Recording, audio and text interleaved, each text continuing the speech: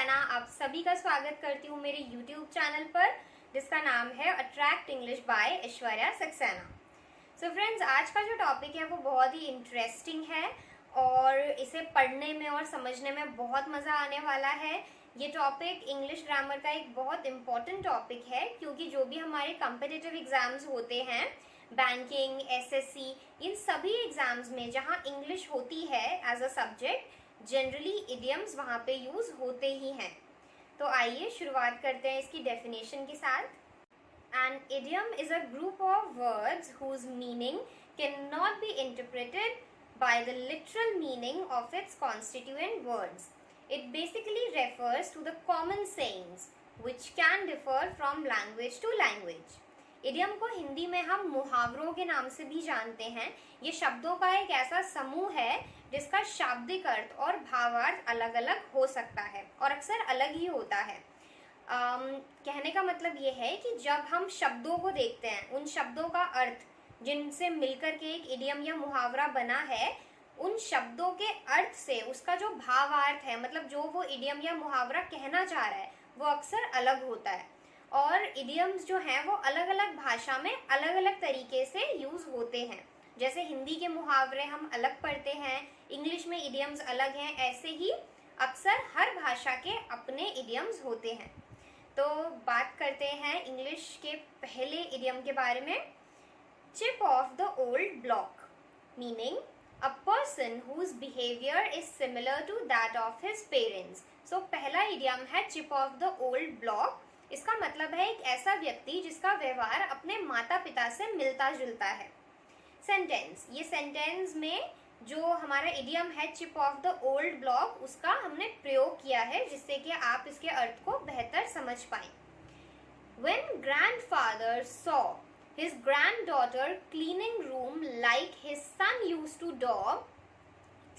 do, he knew she was a chip of the old block. मतलब कि जब दादाजी ने अपनी पोती को रूम की सफाई करते हुए देखा, बिल्कुल वैसे ही जैसे कि उनका बेटा किया करता था, मतलब कि पोती के पिताजी किया करते थे, तो दादाजी समझ गए कि जो पोती है she is chip of the old block, मतलब कि वो बिल्कुल अपने पिता के जैसी है।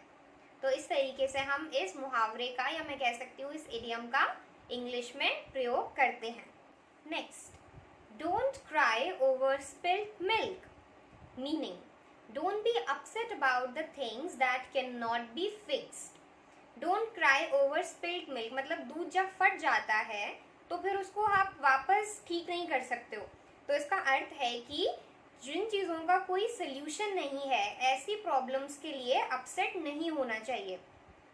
Sentence, Riya got rejected in a job interview, so her mother told her, Dear, don't cry over spilt milk. जब रिया अपने जॉब इंटरव्यू में रिजेक्ट हो गई तब उसकी माँ ने उसे समझाया कि बेटा don't cry over spilt milk, मतलब जिन चीज़ों का कोई सल्यूशन नहीं है उनके पीछे परेशान मत हो। Next, beside yourself with joy, meaning to be extremely happy. तो beside yourself with joy मतलब बहुत ज़्यादा खुश होना। Sentence, We can see that you are beside yourself with joy on getting your dream job. मतलब कि हम देख सकते हैं कि तुम बहुत ज़्यादा खुश हो क्योंकि तुम्हें अपने सपनों का जॉब मिल गया है।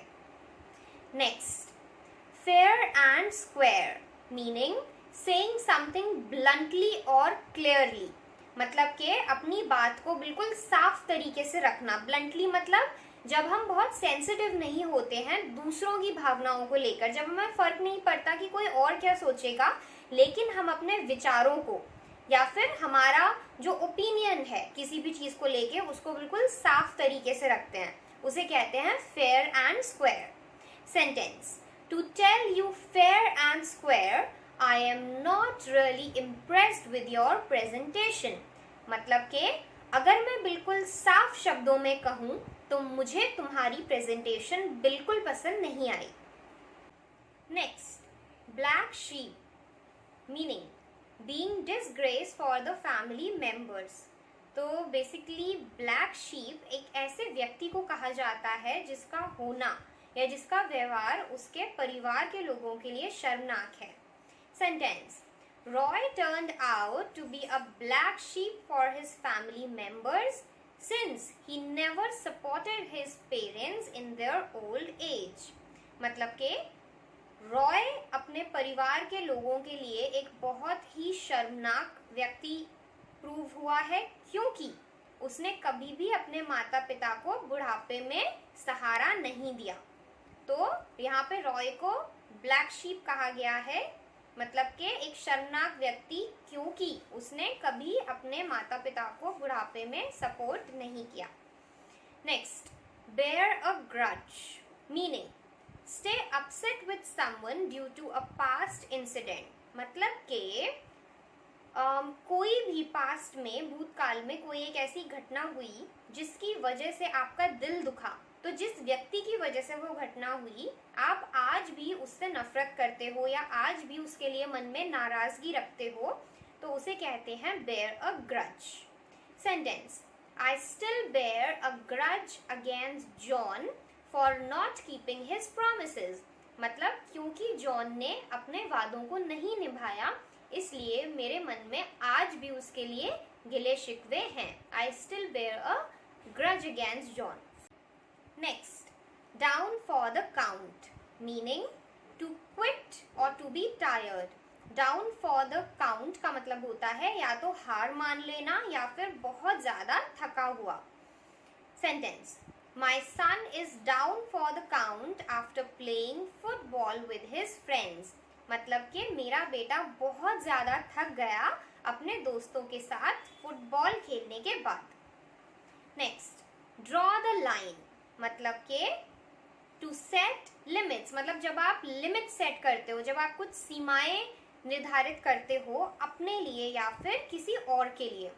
Sentence, it is better to set limits before he misbehaves with you. मतलब कि बेहतर होगा कि तुम पहले ही लिमिट्स को सेट कर दो इससे पहले कि वो तुमसे बदतमीजी करे। मतलब कि पहले ही तुम अपनी सीमाओं को निर्धारित कर दो। Next, easier said than done meaning a task that is difficult to do but appears to be easy। तो अगला जो इडियम है easier said than done, मतलब कि कोई चीज जो कि करने में बहुत मुश्किल है लेकिन दिखती बहुत आसान है। Sentence, I think losing weight is easier said than done। मतलब कि मुझे लगता है कि वजन घटाना दिखता बहुत आसान है पर वास्तव में ये बहुत मुश्किल है। Next, give it a whirl meaning trying something new. Give it a whirl मतलब कोई भी चीज को एक मौका देना या एक बार कोशिश करके देखना, कुछ नया ट्राई करना। Sentence, I am really scared of skydiving but I hope someday I will definitely give it a whirl। I am really scared of skydiving एक एक्टिविटी होती है जो कि एडवेंचरस है काफ़ी, तो बहुत आसान नहीं होता उसको करना, इसीलिए I am really scared of sky diving मतलब मैं बहुत ज़्यादा डरती हूँ स्काई डाइविंग करने से, लेकिन आई होप मुझे उम्मीद है कि कभी मैं डेफिनेटली इसको ट्राई करूँगी या फिर मैं कोशिश करूँगी इसे करने की। तो दोस्तों आज के लिए इतना ही। आई होप मैं ये टॉपिक अच्छे से क्लियर कर पाई। जो भी इडियम्स हमने डिस्कस किए उनके मीनिंग और उनके यूजेज आपको अच्छे से समझ आए। स्टिल अगर आपको कोई भी डाउट है तो आप नीचे कमेंट्स में मुझसे क्वेश्चंस पूछ सकते हो। अगर आपको कोई भी सुझाव देना है तो वो भी आप कमेंट्स में लिख सकते हो। वीडियो को लाइक और शेयर करना ना भूलें and don't forget to subscribe the channel. Thank you so much for watching.